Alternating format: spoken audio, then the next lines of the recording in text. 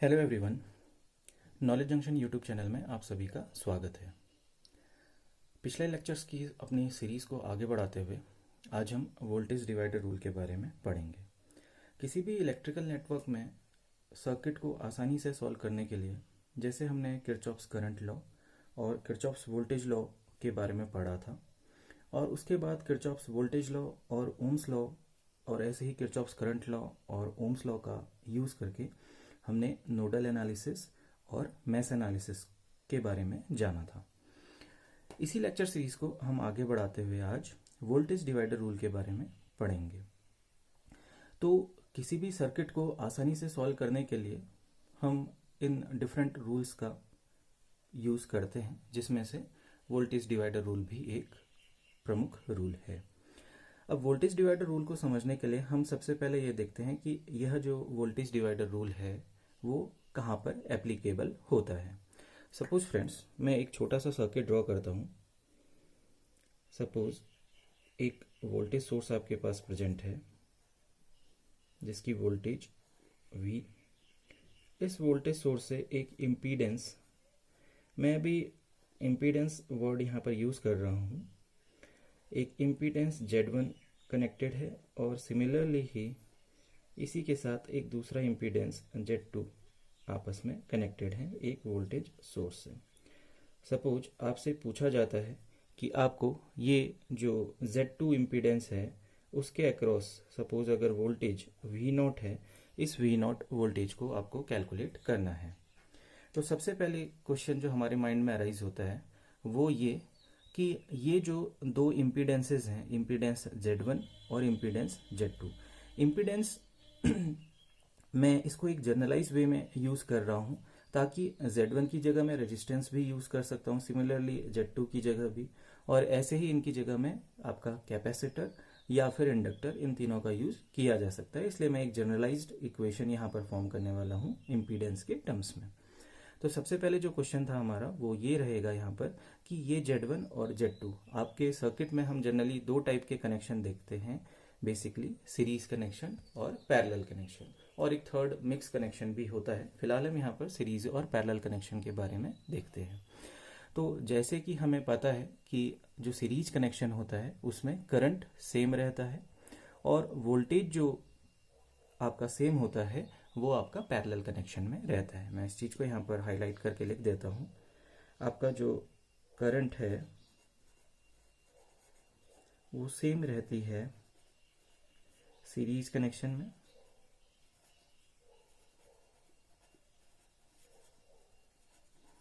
और जो वोल्टेज है वो सेम होती है हमारे पैरेलल कनेक्शन में।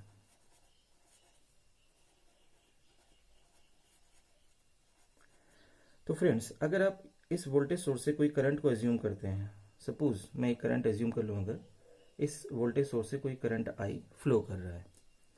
अब करंट आई फ्लो करेगा तो आप ध्यान से देखिएगा, ये इस इम्पीडेंस Z1 से होता हुआ फ्लो करेगा आगे को। फिर आप ध्यान दीजिएगा यहाँ पर ये जो पॉइंट है, इस पॉइंट को आप ध्यान से देखिए।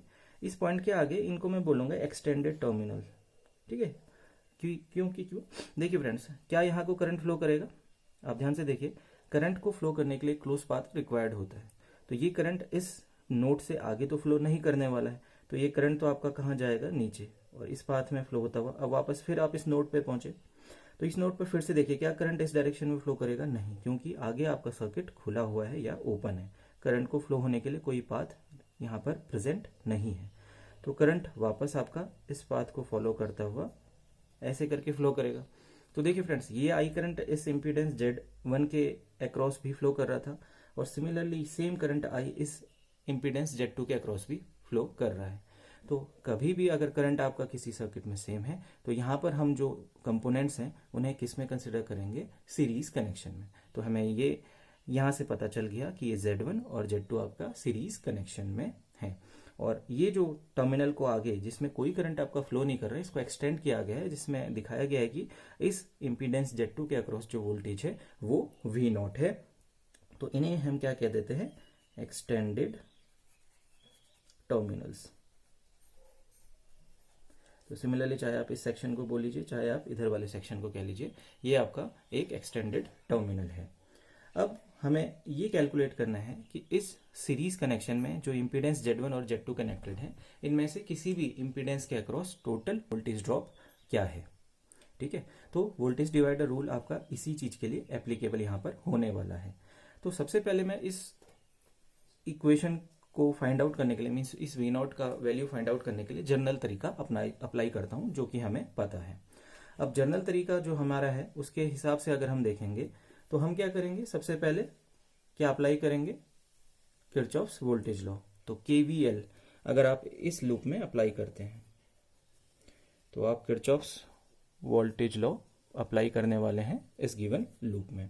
तो देखिए फ्रेंड्स, जैसे हमने कहा था कि अगर करंट किसी वोल्टेज सोर्स को लीव करती है तो हम उसकी वोल्टेज को नेगेटिव पोलैरिटी से रिप्रेजेंट करेंगे, तो -V।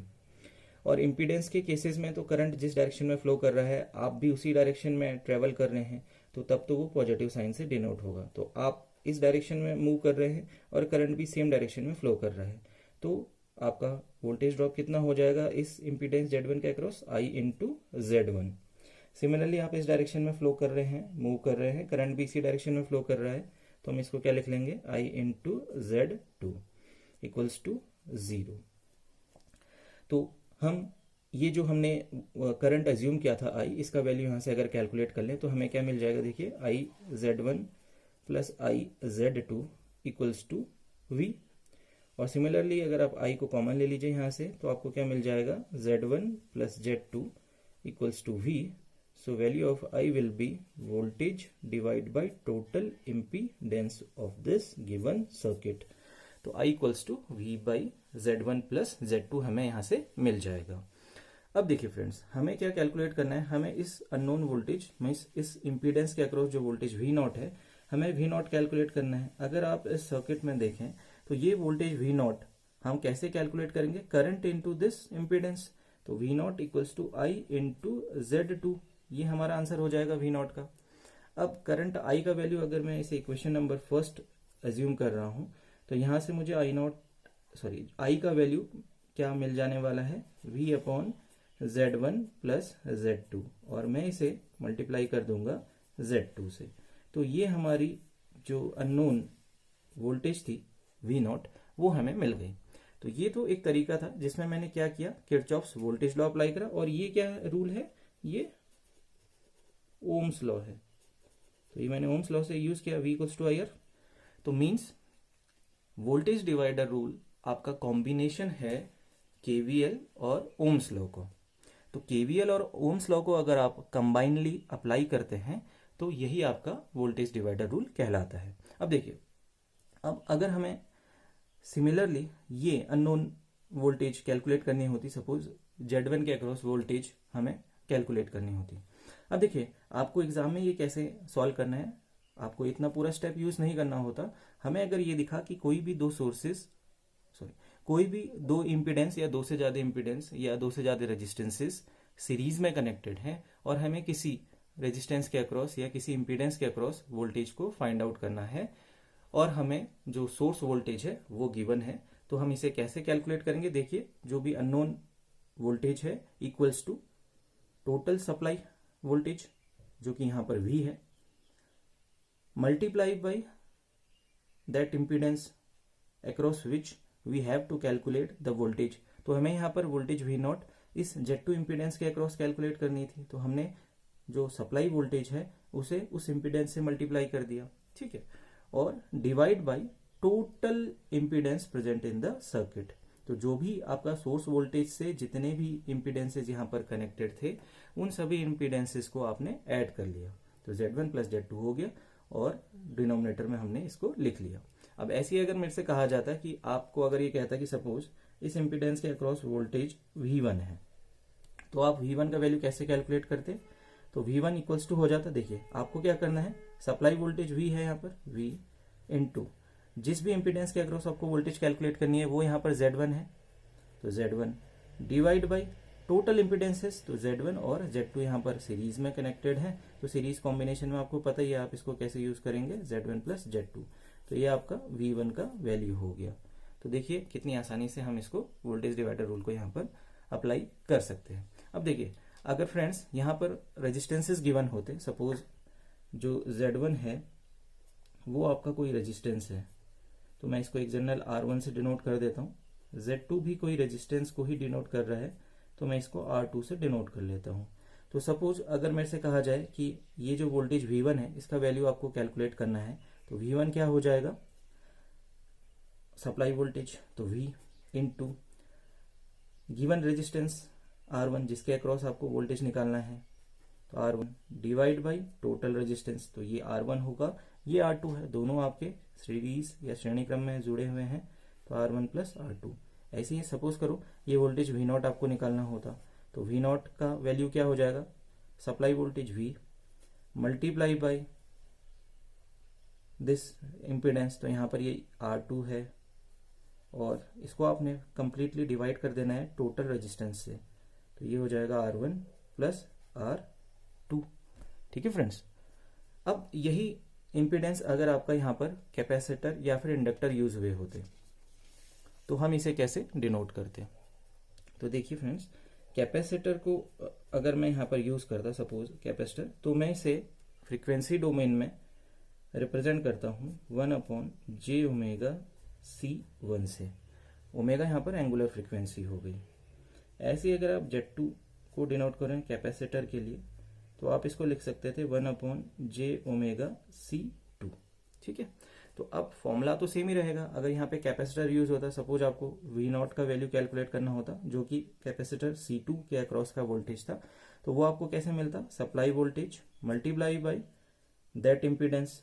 तो ये आपका कैपेसिटर है, तो हम यहाँ पे इसके इम्पीडेंस को 1/j ओमेगा C2 से डिनोट करेंगे, divide by total impedance of the given circuit, तो वो हो जाता 1/j omega C1 plus 1/j omega C2।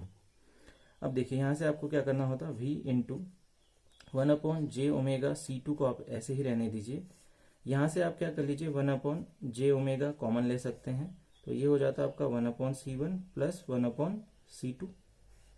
तो देखिए ये j ओमेगा आपके यहाँ से कैंसल आउट हो जाते, तो आपका इक्वेशन बन जाती V into 1/C2 divide by 1/C1 plus 1/C2। अगर आप इसे थोड़ा सा और सिंप्लीफाई करेंगे तो आपकी इक्वेशन किस फॉर्म में आपको दिखाई देगी, तो आप देखिए, तो हम इसको ऐसा भी लिख सकते हैं V0 इक्वल्स टू V/C2, और नीचे अगर आप एलसीएम ले लीजिए तो वो क्या बन जाएगा, C1 C2, तो यहाँ से हो जाएगा C2 प्लस C1। अब देखिए ये C2 भी कैंसिल आउट हो जाएगा और ये आपका C ऊपर जाएगा, तो यहाँ से हो जाएगा V into C1/C1 plus C2।